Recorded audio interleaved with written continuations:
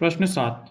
उस एपी के प्रथम 22 पदों का योग ज्ञात कीजिए जिसमें डी बराबर 7 और 22वां पद 149।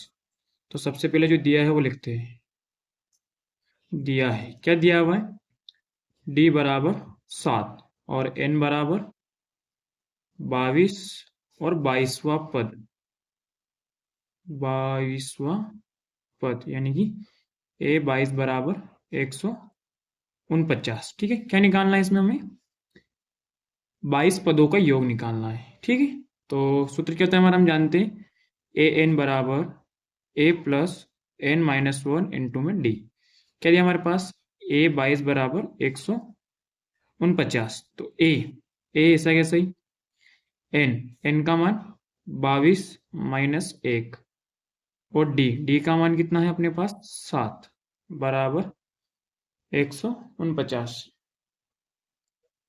तो 22 में से एक गया, कितना बचेगा? 21 गुणा 7 बराबर 149। तो 21 साथ कितने होते हैं? 147 बराबर 149। प्लस का 147 उधर क्या हो गया? माइनस का। तो 149 माइनस 147 यानी ए का मान क्या आ गया? 2। कितना आ गया? 2। अब अपन क्या करेंगे? अपन पदों का योग निकाल लेंगे। तब एन बराबर फॉर्मूला क्या होता है हमारा? एन बटे 2, 2 A plus N minus one into में डी। तो एन का मान कितना है? 22। एन का मान 22 बटे में 2। ए का मान 2, एन का मान 22 माइनस वन और डी का मान कितना है? 7। ये हो जाएगा एस 22 बराबर 2 एक कम 2, 2 एक कम 2, 2 दूनी 4, 22 में से एक गया 21 इंटू 7। ये हो जाएगा एस 22 बराबर 11, 21 साथ 147। तो एस 22 बराबर 11, 4 और 147 कितने हो गए? 151। तो एस 22 बराबर 11 एकम 11 का 1 हंसी लगा 1, 11 5 55 और 1 56 का 6 हंसी लगा 1, 11 एक कम 11, 11 और 5 कितने हो गए? 16। यानी कि जो 22 पदों के योग कितना होगा? 1661 होगा। अतः 22 पदों का योग 1661 होगा। प्रश्न 8वां। उस एपी के प्रथम 51 पदों का योग ज्ञात कीजिए जिसके दूसरे और तीसरे पद क्रमशः 14 और 8 है। तो हम क्या मान लेंगे इसमें? हमारे पास प्रथम पद नहीं है और सारवंत नहीं, तो क्या मानेंगे? माना प्रथम पद ए और सारवंत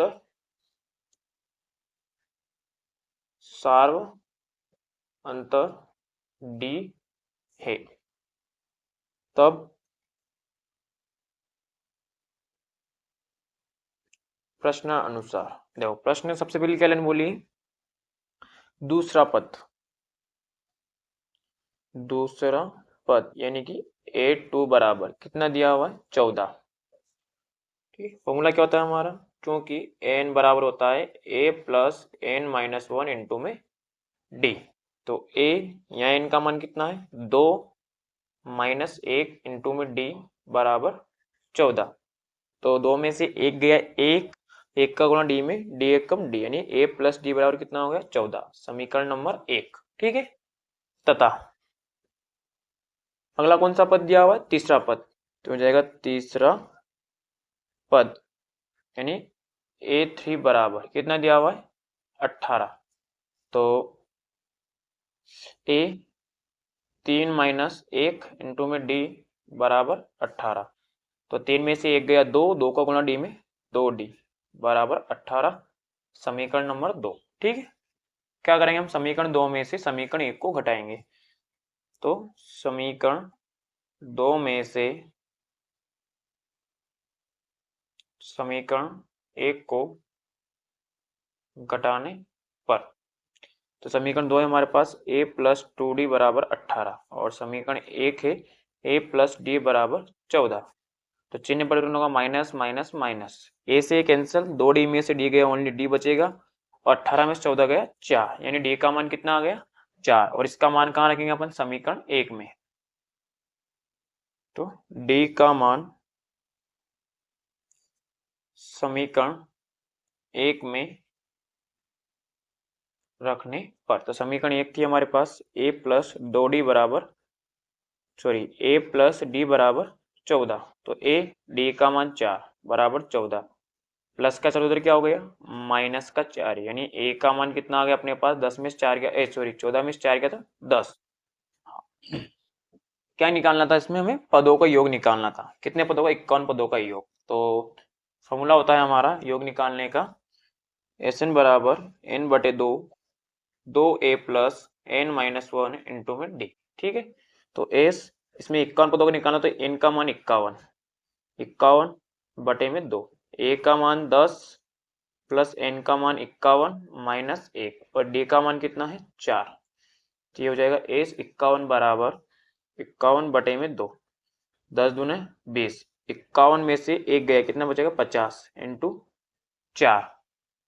तो हो जाएगा हमारे पास s 51 बराबर 51 बटे में 2, 20 50 को कितना हो जाएगा 200, यानी हो जाएगा हमारे पास s 51 बराबर 51 बटे में 2,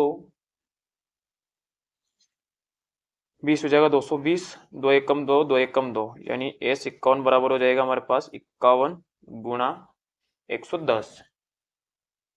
तो s 51 बराबर 0, 51 का एक हंसी लगा 5, 51 एकम 51 5 और 1 56, यानी जो हमारे पास एपी दी हुई है उसके प्रथम 51 पदों का योग कितना होगा 5610।